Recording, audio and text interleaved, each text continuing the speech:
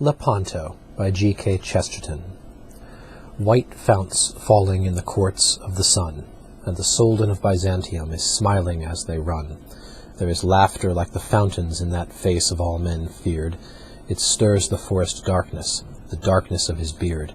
It curls the blood-red crescent, the crescent of his lips. For the inmost sea of all the earth is shaken with his ships. They have dared the white republics up the capes of Italy.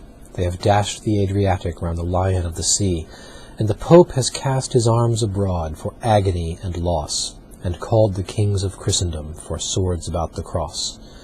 The cold Queen of England is looking in the glass. The shadow of the Valois is yawning at the mass. From evening isles fantastical rings faint the Spanish gun, but the Lord upon the golden horn is laughing in the sun. Dim drums throbbing in the hills half heard, where only on a nameless throne a crownless prince has stirred, where risen from a doubtful seat and half-attainted stall, the last knight of Europe takes weapons from the wall, the last and lingering troubadour to whom the bird has sung that once went singing southward when all the world was young. In that enormous silence, tiny and unafraid, comes up along a winding road the noise of the crusade. Strong gongs groaning as the guns boom far. Don John of Austria is going to the war. Stiff flags straining in the night blasts cold, in the gloom black purple, in the glint old gold, torchlight crimson on the copper kettle drums. Then the tuckets, then the trumpets, then the cannon, and he comes. Don John laughing in the brave beard curled, spurning up his stirrups like the thrones of all the world, holding his head up for a flag of all the free. Love light of Spain, hurrah! Death light of Africa. Don John of Austria is riding to the sea. Mahound is in his paradise above the evening star. Don John of Austria is going to the war.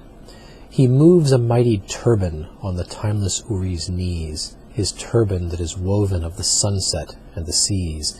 He shakes the peacock garden as he rises from his ease.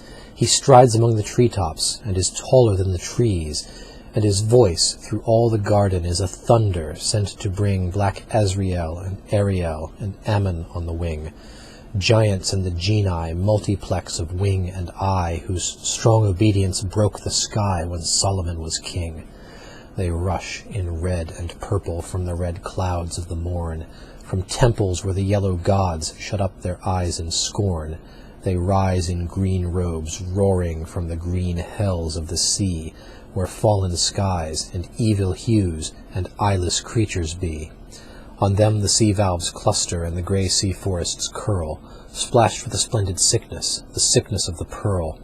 They swell in sapphire smoke out of the blue cracks in the ground, and they gather, and they wonder, and give worship to Mahound. And he saith, Break up the mountains where the hermit folk may hide, and sift the red and silver sands, lest bone of saint abide, and chase the jowers flying night and day, not giving rest, for that which was our trouble comes again out of the west.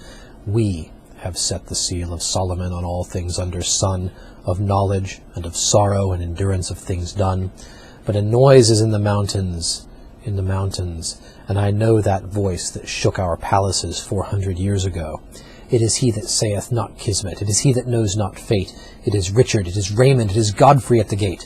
It is he whose loss is laughter when he counts the wager worth. Put down your feet upon him, that our peace be on the earth.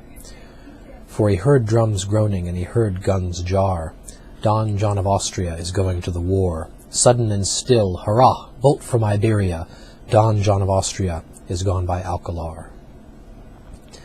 St. Michael's on his mountain in the sea roads of the north, while Don John of Austria is girt and going forth. Where the grey seas glitter, and the sharp tides shift, and the sea folk labour, and the red sails lift, he shakes his lance of iron, and he claps his wings of stone. The noise has gone through Normandy, the noise has gone alone. The north is full of tangled things, and texts, and aching eyes, and dead is all the innocence of anger and surprise. And Christian killeth Christian in a narrow dusty room, and Christian dreadeth Christ that hath a newer face of doom, and Christian hateth Mary that God kissed in Galilee, But Don John of Austria is riding to the sea, Don John calling through the blast and the eclipse, crying with the trumpet of his lips, trumpet that saith, Ha! Domino Gloria! Don John of Austria is shouting to the ships. King Philip's in his closet with the fleece about his neck, while Don John of Austria is armed upon the deck. The walls are hung with velvet that is black and soft as sin, and little dwarves creep out of it, and little dwarves creep in. He holds a crystal vial that has colors like the moon. He touches, and it tingles, and he trembles very soon. And his face is as a fungus of a leprous white and gray, like plants in the high houses that are shuttered from the day. And death is in the vial, and the end of noble work. But Don John of Austria has fired upon the Turk. Don John's hunting and his hounds have bayed. Booms away past Italy the rumor of his raid. Gun upon gun, ha-ha, gun upon gun, hurrah. Don John of Austria has loosed the cannonade. The Pope was in his chapel before day or battle broke, while Don John of Austria is hidden in the smoke. That hidden room in man's house where God sits all the year, the secret window whence the world looks small and very dear. He sees, as in a mirror on the monstrous twilight sea, the crescent of his cruel ships whose name is Mystery. They fling great shadows forwards, making cross and castle dark. They veil the plumed lions on the galleys of St. Mark. And above the ships are palaces of brown black-bearded chiefs, and below the ships are prisons, where with multitudinous griefs Christian captives, sick and sunless, all a labouring race repines, like a race in sunken cities, like a nation in the mines. They are lost like slaves that swat, and in the skies of morning hung the stairways of the tallest gods, when tyranny was young.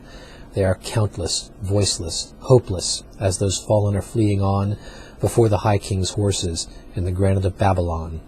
And many a one grows witless in his quiet room in hell, where a yellow face peers inward through the lattice of his cell, and he finds his God forgotten, and he seeks no more a sign. But Don John of Austria has burst the battle line, Don John pounding from the slaughter-painted poop, purpling all the ocean like a bloody pirate's sloop, scarlet running over all the silvers and the golds, breaking of the hatches up and bursting of the holds, thronging of the thousands up that labour under sea, white for bliss and blind for sun and stunned for liberty. Vivat España! Domino Gloria! Don John of Austria has set his people free.